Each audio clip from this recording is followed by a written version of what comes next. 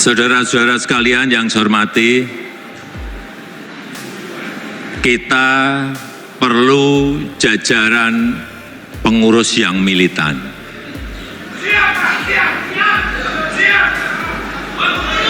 Saudara-saudara bekerja keras untuk PSI. Saya pun akan bekerja keras untuk PSI.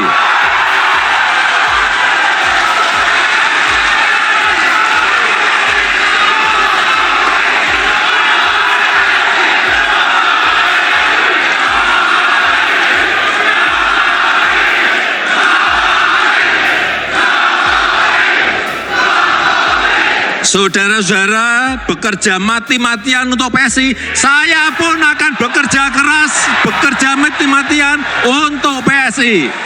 Di dunia politik Indonesia, ada satu pertanyaan yang tak pernah benar-benar mati meski jabatan telah berganti. Apakah kekuasaan hanya hidup selama kursi itu diduduki, atau justru tetap bernapas lama setelahnya? Pertanyaan inilah yang kembali menyeruak ke permukaan ketika Joko Widodo, mantan Presiden ke-7 Republik Indonesia, secara terbuka menyatakan satu kalimat yang mengguncang peta politik nasional. Ia berkata akan mati-matian untuk Partai Solidaritas Indonesia (PSI). Kalimat itu terdengar sederhana, namun dalam politik, kata-kata semacam itu adalah sinyal keras, bukan hanya bagi kawan, tapi terutama bagi lawan. Jakarta pun kembali berisik.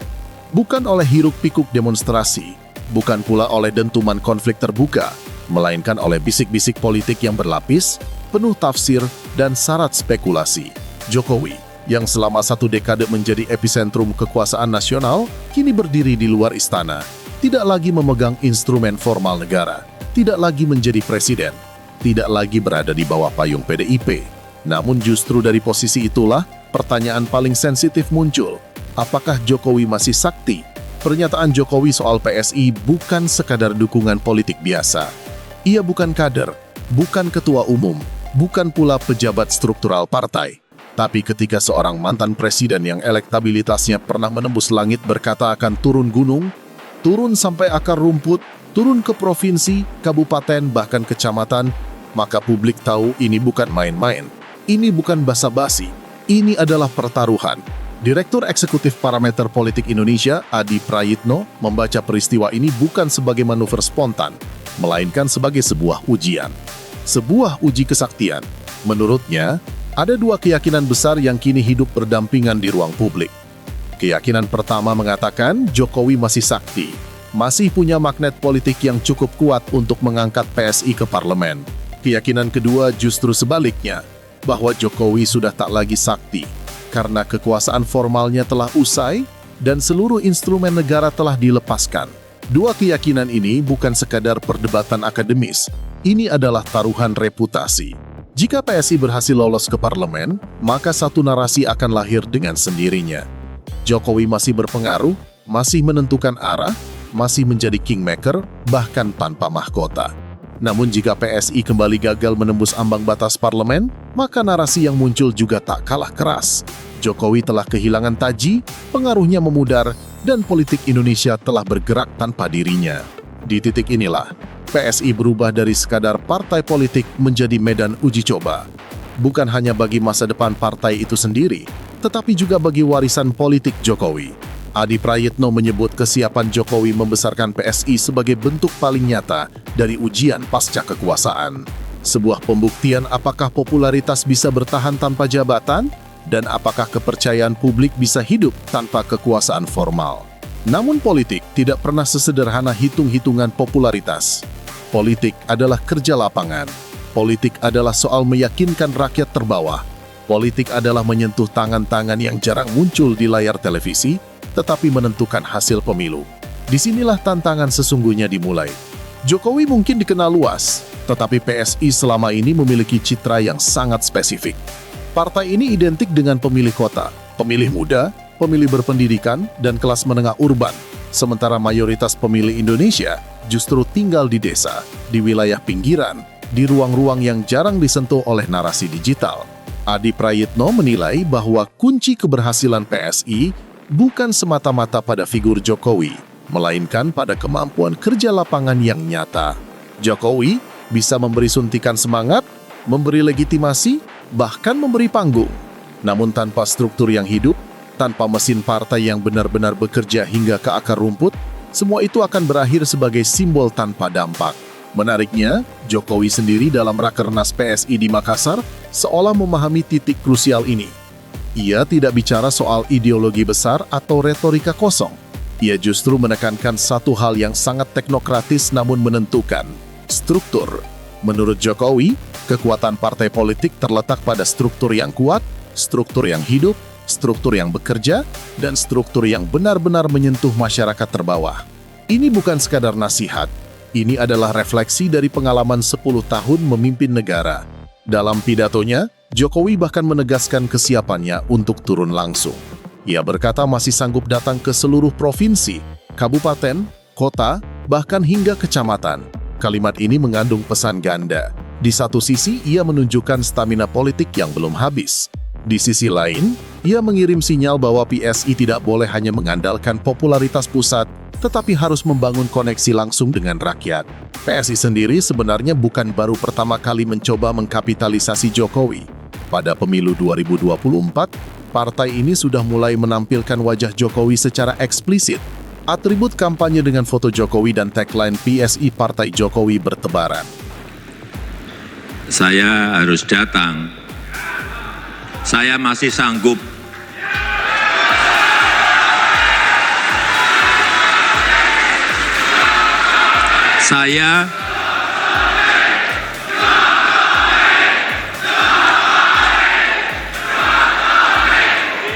Saya masih sanggup datang ke provinsi-provinsi. Semua provinsi. Saya masih sanggup datang ke kabupaten kota. Saya masih sanggup.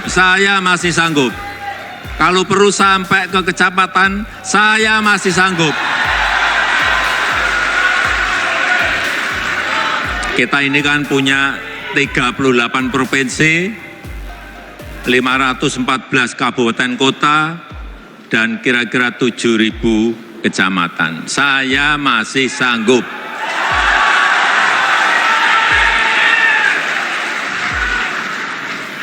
Namun menurut Adi Prayitno, langkah itu dilakukan setengah hati.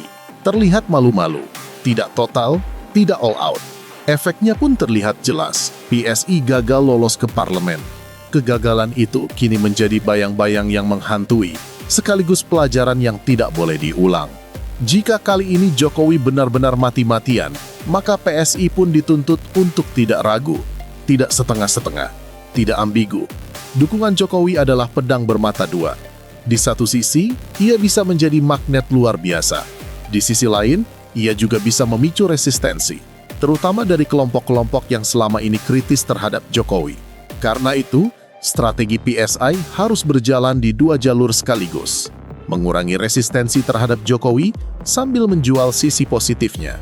Menampilkan Jokowi bukan sebagai simbol kekuasaan masa lalu, tetapi sebagai representasi kerja nyata, stabilitas, dan kedekatan dengan rakyat. Ini bukan tugas mudah. Ini adalah kerja politik tingkat tinggi. Di tengah semua itu, publik perlahan menyadari satu hal. Apa yang sedang terjadi bukan sekadar tentang PSI, bukan pula semata tentang Jokowi. Ini adalah cerminan perubahan lanskap politik Indonesia. Sebuah fase di mana mantan presiden tidak langsung menghilang dari panggung, tetapi juga tidak otomatis menguasainya. Sebuah fase transisi yang menentukan bagaimana sejarah akan mencatat peran Jokowi setelah kekuasaan formal berakhir. Jika PSI berhasil menembus parlemen, maka sejarah akan mencatat Jokowi sebagai mantan presiden yang tetap berpengaruh, yang mampu mengorkestrasi kekuatan politik bahkan dari luar kekuasaan. Ia akan disanjung, disebut masih sakti, dan dijadikan referensi bagi generasi politik berikutnya. Namun jika PSI kembali gagal, maka kritik akan datang bertubi-tubi. Jokowi akan disebut telah kehilangan pengaruh, dan uji kesaktian itu akan berakhir dengan vonis yang kejam.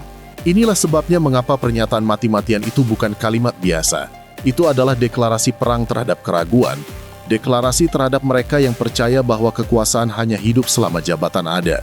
Jokowi, dengan segala pengalamannya, tampaknya ingin membuktikan bahwa politik tidak berhenti di istana. Dan kini, seluruh mata tertuju pada satu pertanyaan yang terus bergema di ruang publik.